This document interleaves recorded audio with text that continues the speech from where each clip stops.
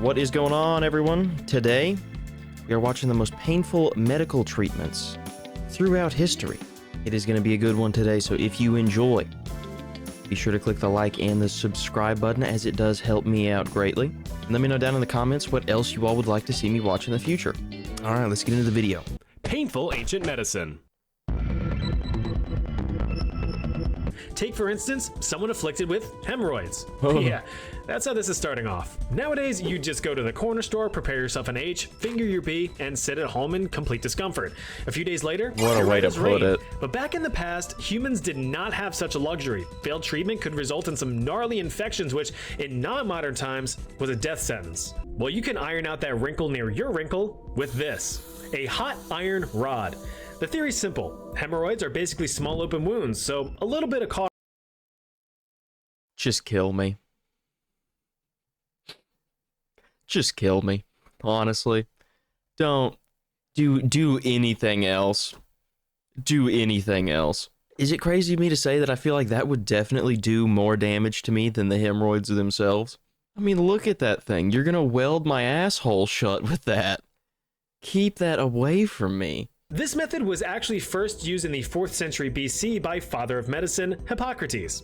He apparently was a huge fan of cauterization as a last resort cure-all for most afflictions. Have a bad cough? Sear your throat to a medium rare. Have a headache? A burning rod to the temples will make you forget all about it. Hippocrates was a firm believer. Dude, these people, I've said this so many times watching these videos about history, I don't understand how we are not extinct. I don't know, man. That splinter's not looking good. I think we're gonna have to amputate. Man, my knee's been giving me trouble. It's been hurting recently. Don't worry. I'll just take a hot iron to it. Take the pain right out of you.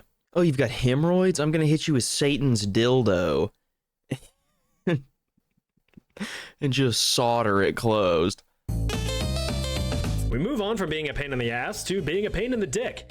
Metallic catheters have been around for thousands of years, dating all the way back to around 3000 BC. Evidence of early versions of these tools have been found throughout ancient Egypt, Rome, Greece, China, and India, with materials being used ranging from onion stalks to solid gold.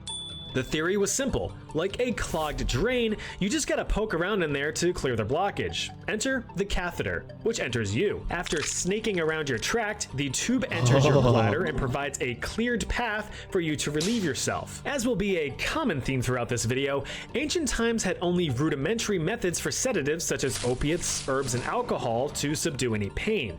If these weren't available, you could always bite down on a stick or something while getting a metal tube shoved up your nethers. Golly. They're gonna give me some Jack Daniels and just stab my shit. Oh, that just sent a chill down my spine. Now, I did briefly cover trepanation way back when I thought doing a monotone narration was a good idea, but let's revisit it.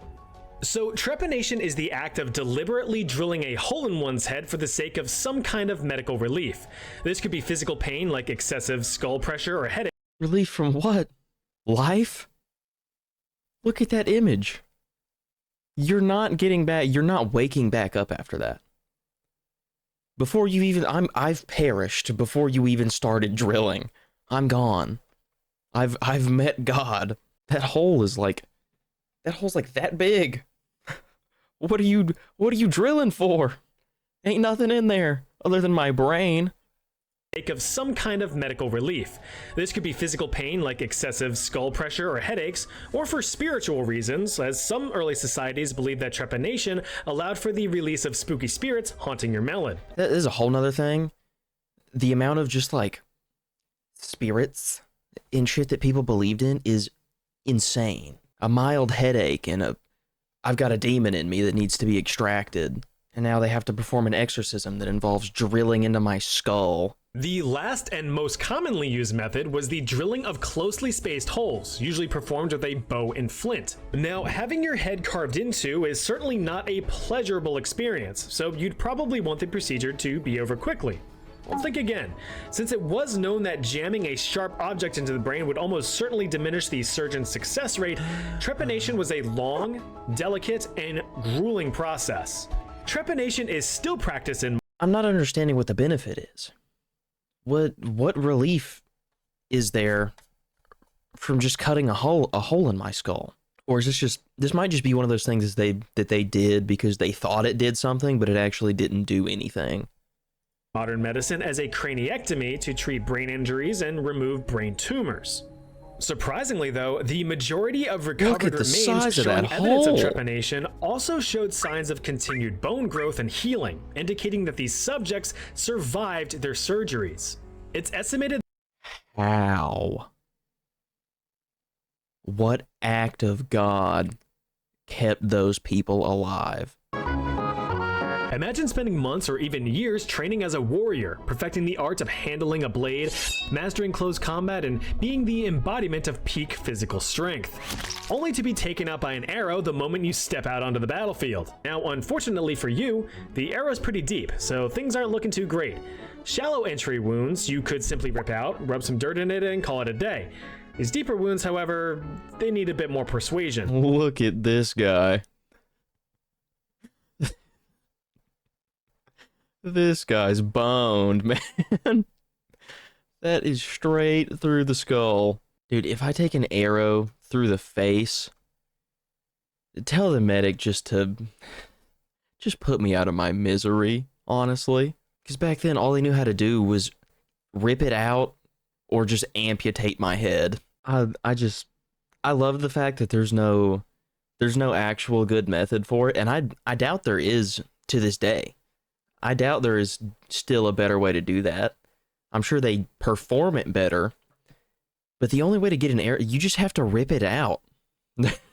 There's no other way to go about it. Break it in half and just pull that shit out of you. Couching is the first known surgical procedure to counteract a cataract. What's a cataract? It's the clouding of the natural lens inside of your eyeball. Around the 6th century BC, ancient Indian physician Sushruta wrote about his breakthrough cataract removal process called couching in his medical texts. The theory behind couching is what you'd expect.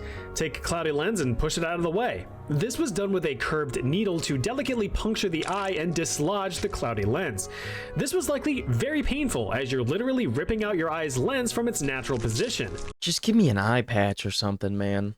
Honest, just let the eye go. I'll be blind in one eye, or blind in general. I would rather be fully blind, honestly, than have you give me nothing for the pain and just start prodding into my eye. Okay, this is the only one I've heard of before. The basic bitch of ancient medicine. Despite being outright stupid, this practice was used throughout numerous cultures across human history, beginning as early as the ancient Egyptians around 3000 BC. Now, typically, blood was drained until the patient passed out, which is horrible, stupid, and dumb. Yes, your body constantly produces new blood, but it's also a self-sustaining cycle of breaking down the old and producing new. There's no need to drain the pool. An incision would be made around the inside of your elbow, and your heart would do the rest, pumping out your life force and making you weaker by the second. To no surprise, incisions would often lead to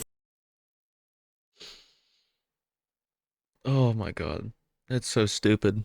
That's so stupid. Hey doc, my head's been hurting real bad. What can you do to fix it?